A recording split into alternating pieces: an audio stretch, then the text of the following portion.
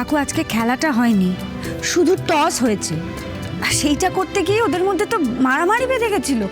আমি তো ভাবতেই পারছি না এখনো আমাকে মাঠে নেমে কবাডি খেলতে হতো। হ্যাঁ হতো, তাতে এমন কি ক্ষতি হতো শুনি? একটু ধুলো মেখে রোদে পুড়ে তোমার এই জামা কাপড় না একটু নষ্ট হতো, একদিন না একটু ঘাম ঝরাতে, কোনোদিন যা করনি আর সেটাই করে দেখতে।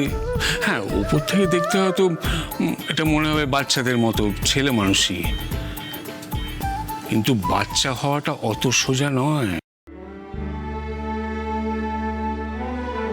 আর মাঝে মাঝে ছেলে মানুষের মধ্যে একটা অন্যরকম আনন্দ আছে কিন্তু। আরে বাবা, জীবনটা গম্ভীর মুখে কাটিয়ে দেওয়ার মধ্যে কোনো মজা আছে নাকি? মাঝে মাঝে ছেলে মানুষ হবে, দুষ্টুমি করবে, আবার সরল হবে, বোকা হবে, হেরে যাবে, হাসি ঠাট্টা করবে, তবেই না জীবনটা পুরোপুরি উপভোগ করতে পারবে, তবেই না বাঁচার মতো বাঁচা হবে। তা না এটা করব না, ওটা করলে কি হতে পারত, এইসব নিয়মের বেড়াজালের মধ্যে নিজেকে আটকে রেখে জীবনটাকে একেবারে পানসে করে তোলার মধ্যে কোনো লাভ আছে কি? দারুণ বলেছো মামু, সত্যি এই আকাশ আর ইরাবতীর জীবনে না কোনো উত্তেজনাই নেই, একদম বোরিং হয়ে গেছে জীবনটা, একদম পানসে টাইপ। অভিক, হ্যাঁ না, সরি, বাট এটাই সত্যি।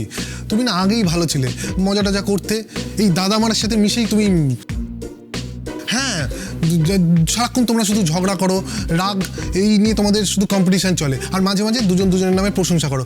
এইটা কতদিন চলবে বলো তো? এইভাবে মানে এর আগেও তো এগোতে হবে নাকি?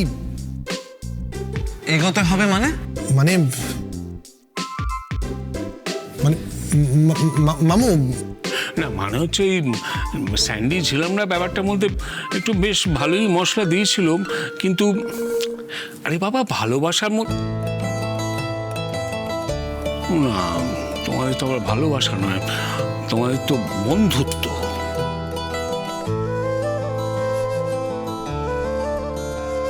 মানে আমি বলতে চাইছি যে বন্ধুত্বের মধ্যেও মাঝে মাঝে দূরত্ব, মান অভিমান এসবের দরকার আছে। মানে বেশ একটা জম্পেশ লড়াই হলে তবেই না কাছে আসার তাগিদটা বাড়ে। ড্যাড, তুমি এসব কি বলছো? বুঝলে, ব্যাপারটা একঘেয়ে একেবারে মেড়ে হয়ে যায়, সেটাই বলছি। আচ্ছা, এই যে ইরাবতী বাড়ি ছেড়ে চলে যাবার কথা বললো, তুমি কি করলে? বলো, কি করলে তুমি?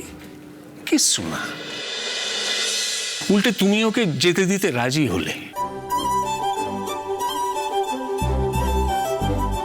নিজের মনের কথাটা স্পষ্ট করে না জানিয়ে জেদ ধরে বসে রইলে। আহা, বন্ধুত্বের কি ছিরি! তাই আমাকেও মাঠে নামতে হলো, আর তোমাদেরও মাঠে নামাবার পরিকল্পনা করতে হলো। তাহলে একটা কথা প্রমাণিত হয়ে গেল, আমাদের কিন্তু কোনো দোষ নেই, মানে তোমাদের স্বার্থের জন্যই আমরা এই কাজ করতে রাজি হয়েছি। তবে একটা কথা বলতে পারি, যেভাবে আমরা ভেবেছিলাম, প্ল্যান করেছিলাম, প্ল্যানটা সেভাবে কার্যকরী না হলেও অন্যভাবে কিন্তু আমরা সাকসেসফুল হয়েছি।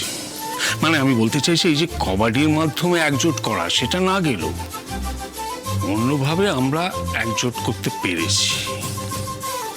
কি বুঝলে না তো? এই যে দুজনে একজোট হয়ে কেমন এসেছো আমাদের জেরা করতে, বকাঝকা করতে।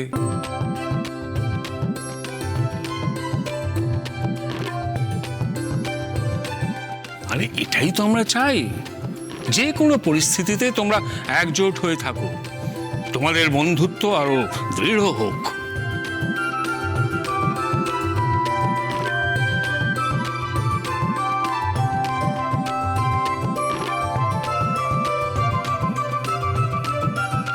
উফ, এত বাড়াবাড়ি করলে এইসবের কি দরকার ছিল? এত বাড়াবাড়ি করার? খেলতে যাব, মারামারি করব, এসব তোমাকে মানাই ছিল? এই তুমি আমাকে জ্ঞান না দিয়ে বলো তো, আমার সাথে আজকে ছিলে না কেন? কোথায় ছিলে তুমি সকালবেলা? না মানে আই ডোন্ট আন্ডারস্ট্যান্ড, এই রোজ সকালবেলা এই সেজে গুজে তুমি কোথায় যাও বলো তো? উফ, কি করে যে তোমাকে বলবো ঝিলম, নতুন চাকরির কথাটা কি করে বলবো তোমাকে? কি গো ব্রত, কি হলো, দাঁড়িয়ে রইলে ভিসা কেন? ভিসা ভিসা আরে তোমার কোনো আইডিয়া আছে ইউকে ভিসা বলে কথা? অনেক দৌড়াদৌড়ি করতে হচ্ছে আমাকে। ভিসা? হ্যাঁ। এই আমি কবে যাব ইন্টারভিউ দিতে? তুমি যাবে না? হ্যাঁ? না আরে বাবা, তোমার যাওয়ার কোনো প্রয়োজন নেই, তুমি এখানে রেস্ট করো, এমনি এমনি হয়ে যাবে। কি মানে? আরে তোমার কোনো আইডিয়া আছে আমার কতটা হোল্ড আছে? বলছি না তোমার চোট লেগেছে, রেস্ট করো তুমি, এমনি এমনি হয়ে যাবে। এই, এক মিনিট। এই বললে ভিসার জন্য দৌড়াদৌড়ি করতে হবে, এখন বলছো হোল্ড আছে? এই তুমি এত কান্না। হলো তো এত টেনশন করলে না এইসবই হয়। দাও দেখি আমি হট ব্যাগটা লাগিয়ে দিই, দাঁড়াও। এ আস্তে ব্রত, ও বাবা। ঠিক আছে আসবো? একটু দরকার ছিল, এ ঘরে কয়েকটা জিনিস আছে, আমি লাগেজ প্যাক করছিলাম, ওগুলোই নিতে এসেছিলাম।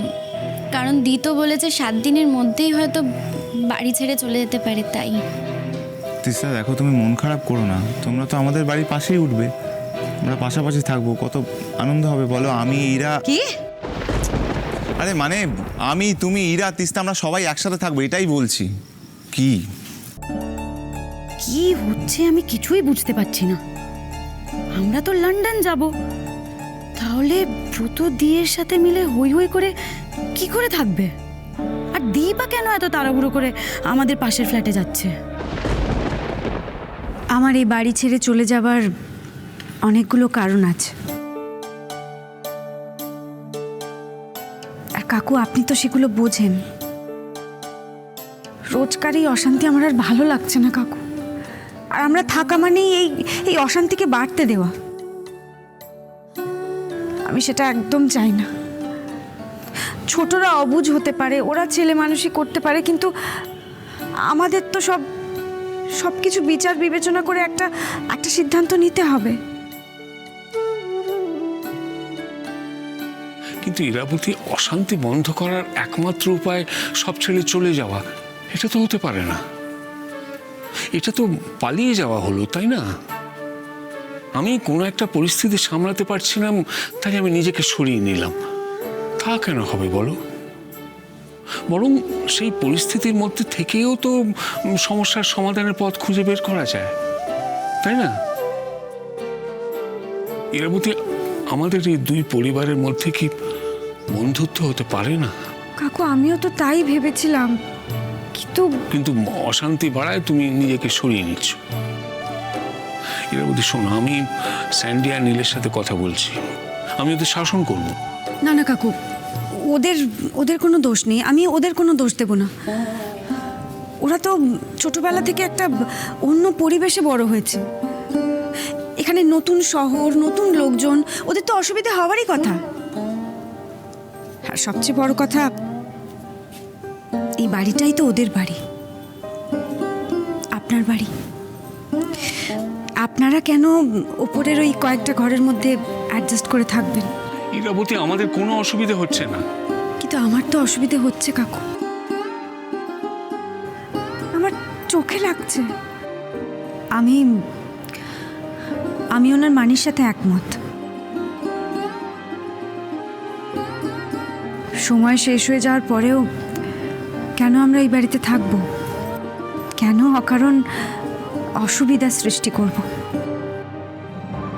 কাকু, আমাদের জন্য আপনি বা মিস্টার চ্যাটার্জি আপনাদের নিজেদের মানুষদের কাছে জবাবদিহি করবেন বা ছোট হয়ে যাবেন, সেটা আমি চাই না।